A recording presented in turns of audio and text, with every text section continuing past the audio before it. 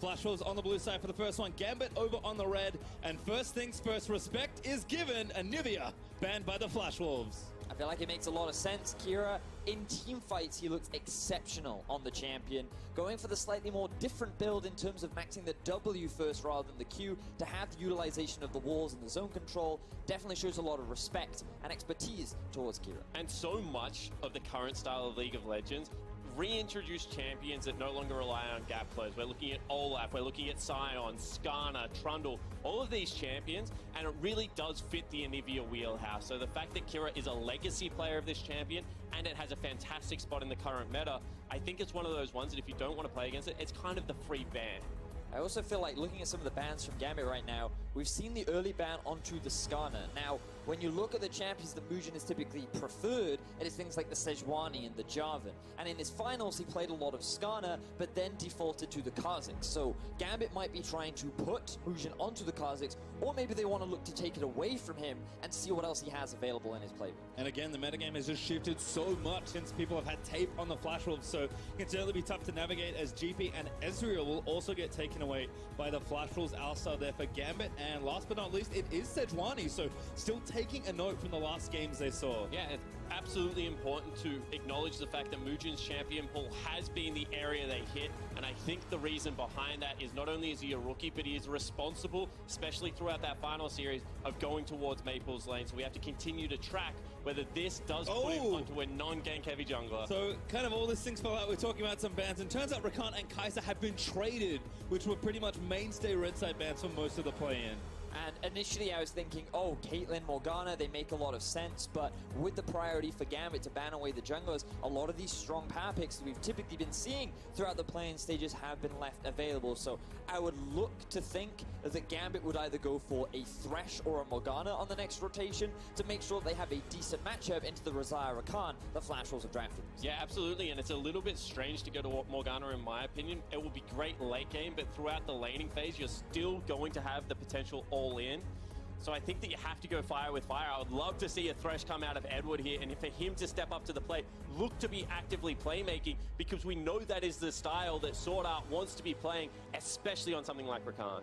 And things have just kind of been closed out. Kha'Zix is the selection from Mugen, with a few junglers banned away and Trundle taken. And it does feel like Edward is trending towards a more aggressive lane support. We've seen a decent amount of Braum, but Thresh will be great as well. And with how squishy this comp is, I would be really interested to see if Maple defaults back to something like Galio, something that has been tapped down time and time again, but he has shown within the LMS, because I'm looking down the lineup, and they are going to be able to start these fights. They will have backline access, but without the CC, it's going to be difficult. And I feel like something that we saw from Gambit during the play-ins was that when Lodic was on something that wasn't an Ezreal, this team loved to play through bot. So already they're reading the expectation that Galio will be taken off the board. And I feel like Ornn is going to be a big priority now for Gambit, because Flash Wolves, Hanabi, a very young player on the team, a brand new rookie to the legacy of Flash Wolves. One of the big things that he played during the regular season was Ornn and Gangplank. By already banning away the Gangplank and needing a follow-up engage to the Rakan, I feel like Ornn becomes the next value thing. But then they banned it. So clearly respecting the power on the other side for Stayhouse as well. There's Rise banned away from Maple on the other side. Yeah, absolutely. And now I just have a look at what's left available for Flash Wolves, and it seems that they need tanks in areas that you can't necessarily get them. Potentially they're going to be defaulting to something like a Sion, which isn't great, into the Trundle. Potentially Maokai, the other tank that we've seen. This is going to be difficult for the Flash Wolves to navigate. I feel like right now Gambit are just looking for an engage. Sion in my head would make the most sense on their draft right now, but they may choose to wait and go for a Maokai a little bit later on, which is one of the big comfort picks for Stasios, and then they can just look to get themselves the mid laner later on. And look at you two, there's the Maokai for Gambit Esports, as Flash Wolves have a lot of tough choices really to make here in their last two picks of the draft. Cho'Gath, another one that we've seen here and then.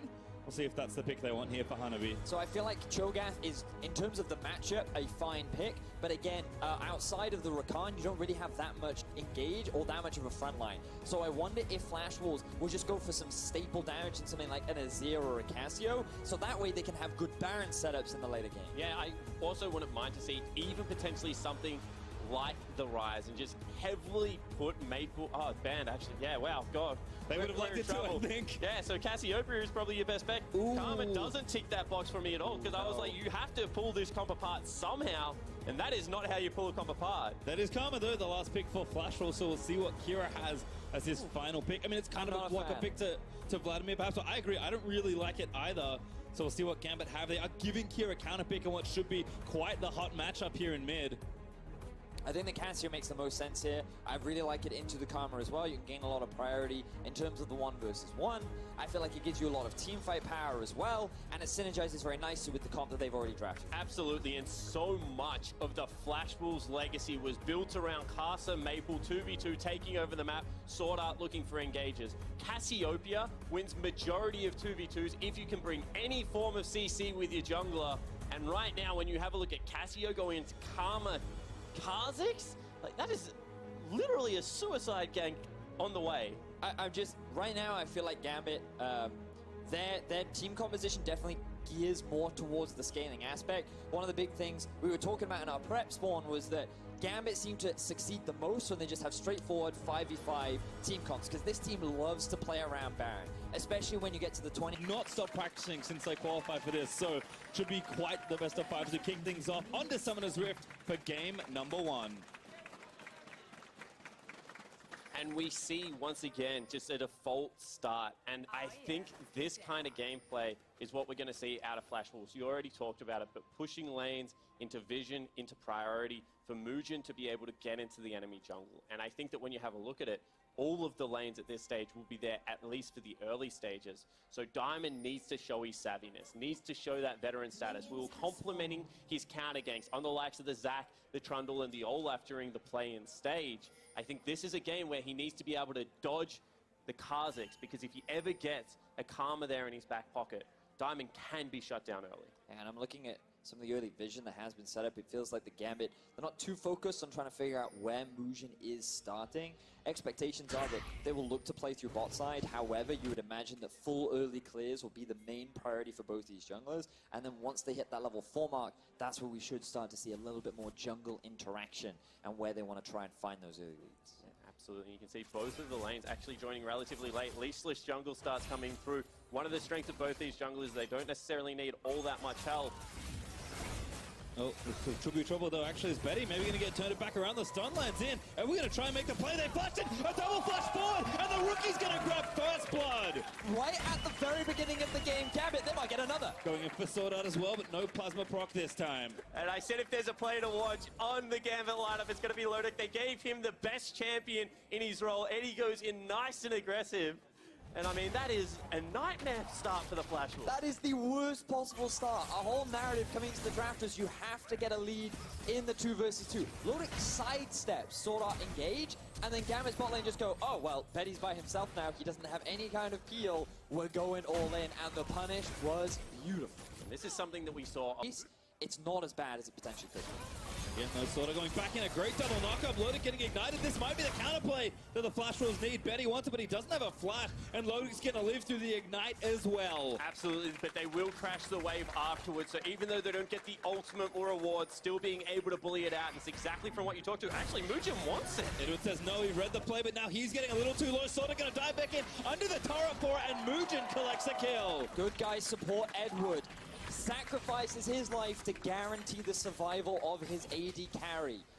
That allows Lodic to go back to base, spend some of his gold, but it will mean the Flash Wolves get a bit of pressure back down in the bottom lane. Yeah, absolutely, and Mugen just picking his mark. This is a guy that doesn't necessarily... Actually, Maple wants something in the mid lane. Yeah, Adamanta there for Kira. Tough stuff for the Cassio, but holds onto the summoner spells. Yeah, so let's go back to that thought. Mugen, not the highest jungle proximity jungler coming into MSI, was known a little bit more for his farm-heavy gameplay. However, in the finals, did start to show that he was going more towards that mid lane, more towards the bottom lane. And Casa, as a player, the shoes that this guy has to fill was a hugely aggressive jungle. Wanted to get in the lanes early, and there was this massive debate. Was it Casa's team? Was it Maple's team? And now Mugen has to be able to come in and show that he can also have impact. And fortunately for Mugen, he was able to pick up a bit of action down towards the bottom half after what was a great engage from the Flash Wolves. And again, this all came down to the fact that they stopped that early base. Gambit couldn't spend that gold, which means that the 2v2 was still relatively even in terms of experience. They were able to make that play, and they were able to find themselves a kill. Well, Mugen looking good so far on that Kha'Zix. As you mentioned, Vedia, certainly a pick he is known for, continuing to stalk through the jungle, get down some vision, although Gambit now have placed some control wards to try and defend from a lot of where Kha'Zix is going again. After that bot side play, it feels like Mugen really spread across the map and he's got information, and the bot lane still balanced pretty precariously, but Sword Art again, gonna get stunned the Ignite. Oh, he's back up for Ogle, but he didn't use it. The root though still lands in. Lodik, I think, made a bit of a misstep, and now gonna try and fight it out. He burns a heal, he wants the kill, but he's not gonna be able to get it. The heal in response, and Betty gets the next kill. Absolutely, you can see that Gambit did not want to fight that because the duo lane of Mugen and Maple from the mid were rotating down the river very quickly, and there was just no way they would be able to get out or trade. In the end, Lodik, even burning summoner spells, did get one back in response, but that is a very aggressive play. Initially, you can see here that the engagement comes down onto Lodik, right? So they get a good chunk of damage down onto Sword Out. Then with the root, they feel that confident enough to go for the re-engage. Edward recognizes, okay, there are two people coming bot, Lodic's gonna die. But then he sees, oh, maybe I can get a kill onto Sword Art. But then he gets the heal from his and you also can set up someone like Azaya to do a lot of damage in the late game. But I feel like it just puts more of an emphasis on your other playmakers. And that means that if anything goes wrong, like, I don't know, dying at level 1, it could be pretty bad. So sneaky though for Mugen again. Diamond, right place, right time, but at least got enough time. A good double stun is not going to be enough as Mugen leaps back over to get the kill. Yeah, absolutely. You can see that Kira was so aware of where Sword Art was because he was clearing out vision on the bottom side of the map that it allowed Mugen to sneak in from the top side and get on top of Kira before anything was really there. No immediate flash means he falls down. You know, and while I might not be a fan of the Karma, one of the great things that she is very good at is setting up for high damage junglers. So Mugen, he was just lying in wait, and Maple, he does what he's been doing all of this lane phase so far.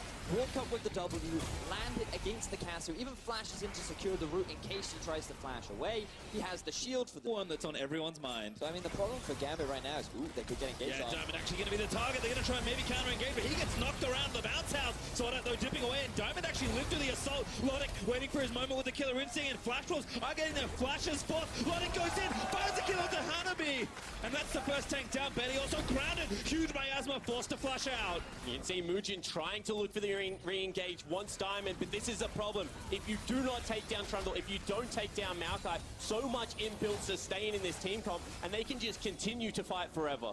This is the first good fight for Gambit, but Flash Wolves, it looks like they're after a little bit more.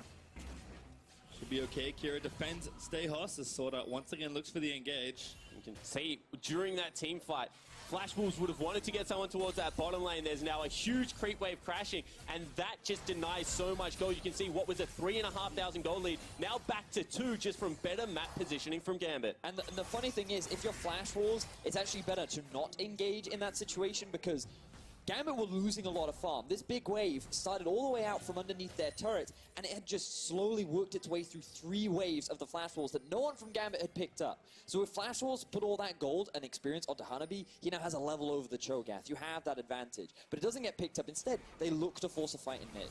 Absolutely, and when we see how this happens, it's Diamond falling to 10% HP, but being able to get the ultimate off, and he just becomes so tanky and gets so much back.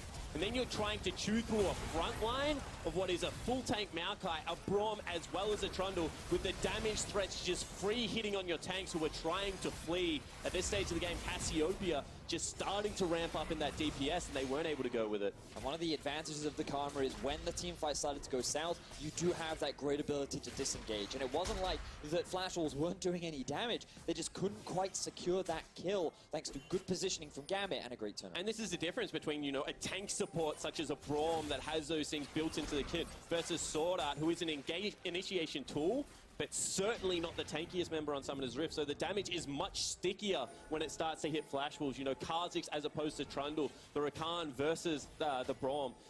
One error from this comp and everyone explodes.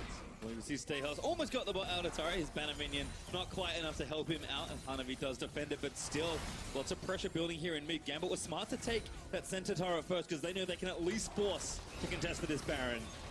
Good 4-man slow there by Mugen. Knock up follows. Sword Art goes back in on the Diamond. Always the target of Lodik around the side. He's on to Betty, who lets the ultimate out. The Betters are there. A good journey is there from the Cho, but Kira, he's taking down Maple. That's a support mid laner down. Edward happy to be traded away as Kira grabs himself a double. Now Lotic, Killer Instinct on, takes down Sordak. Gambit's team fighting will not be stopped. Absolutely, you can see again, Eddie, the absolute hero, jumps in front of his tank top laner, able to put up the shield nice and early in that, and just mitigated so much of the damage that will come out. Ended up falling, but was like a Superman at the start of that fight. And now Gambit have their eyes on the Baron. Mujin is alive with Betty. Gambit have to be so careful around this objective. No smite for Mujin, though. It's a couple seconds away, and I don't think he's going to make it in time. Kira is going to try and cut him off. The Boscon actually does get him out. He doesn't even have the smite, and Diamond procs rings true. Takes down the Baron, and now Mujin getting chased by Kira. And Gambit find everything that they want. They built themselves a team fight composition. They outplay Flash Wolves in the fight,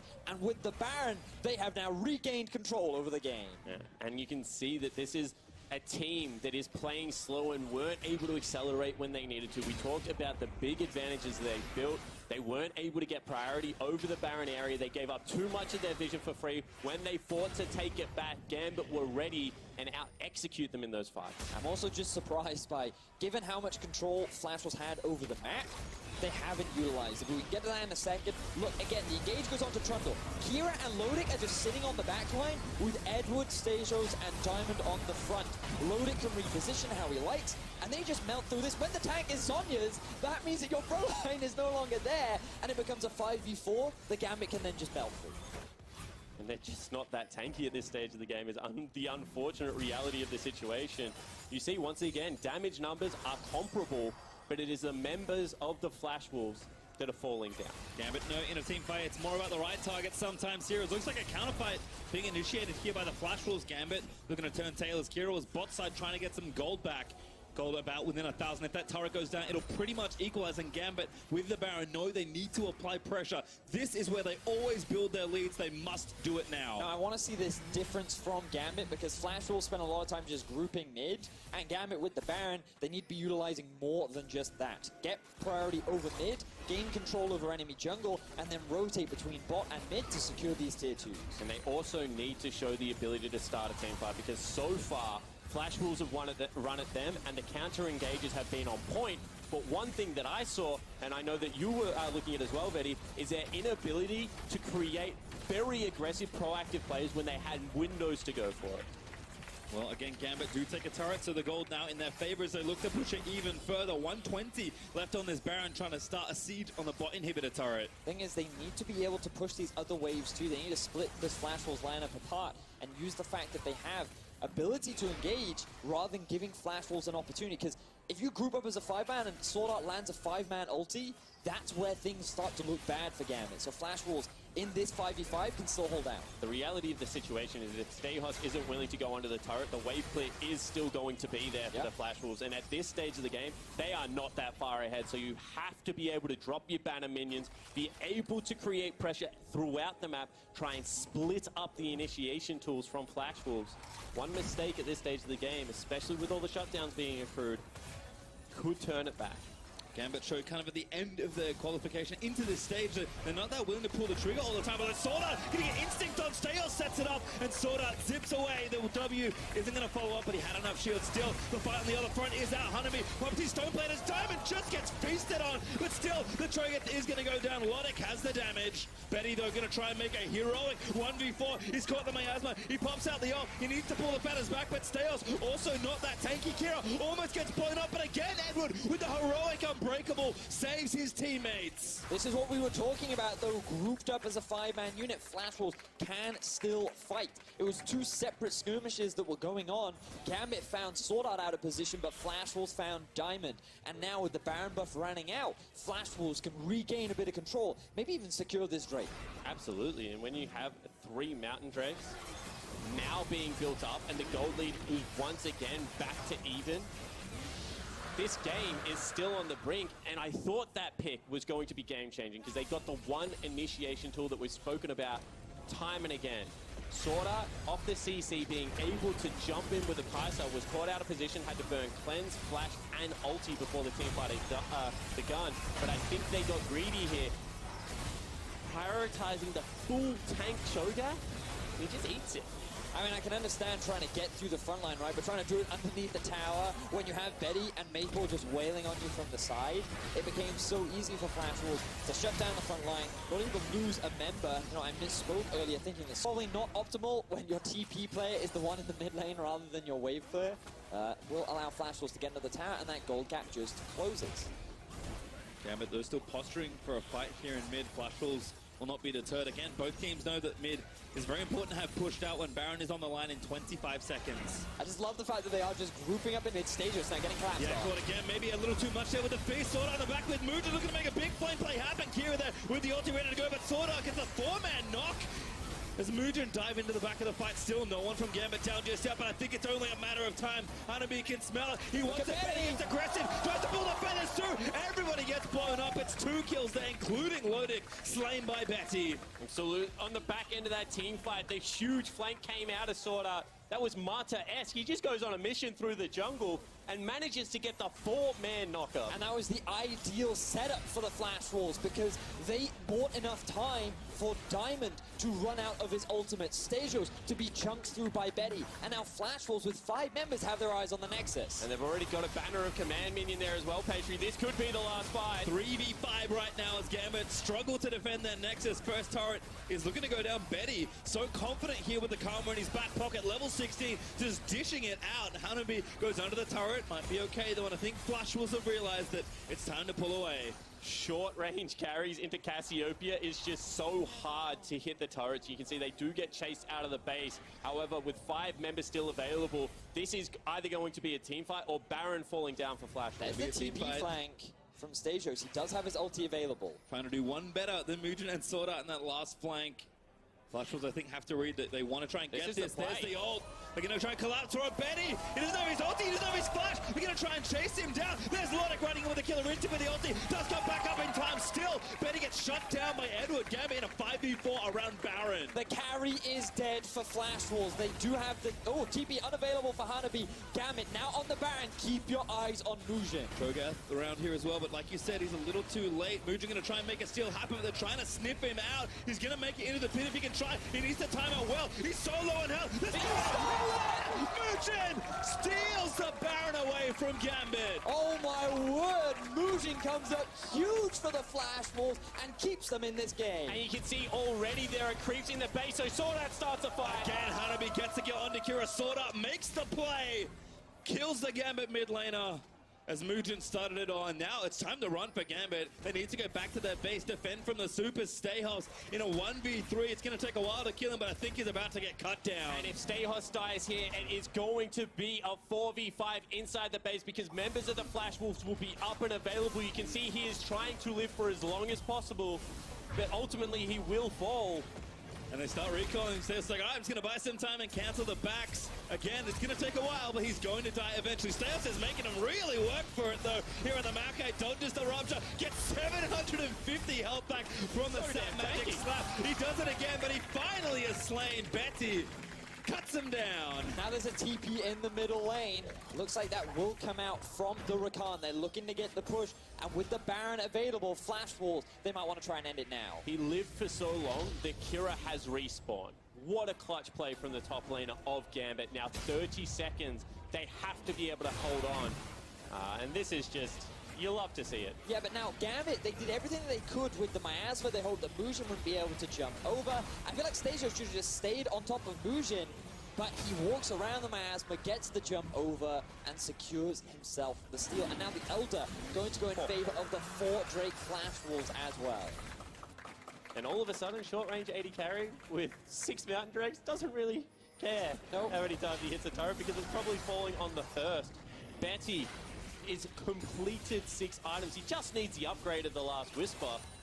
Monstrous Game 1 performance. Almost there, and Mugen steals not only entertaining, but Pentakill and Baron Steel promotions are back for MSI 2018 with that one, as Mugen has doubled the chance of legendary and esports skins and mystery items to the end of play-in. So get him in now before the game ends, because it's looking close. Flash Wolves tearing down the bot lane, trying to crack another inhib. Here comes Stasios looking for an engage onto an Elder Drake team. Yep. Bad news bears, they did take the Elder in the replay. Flash Wolves happy to be patient.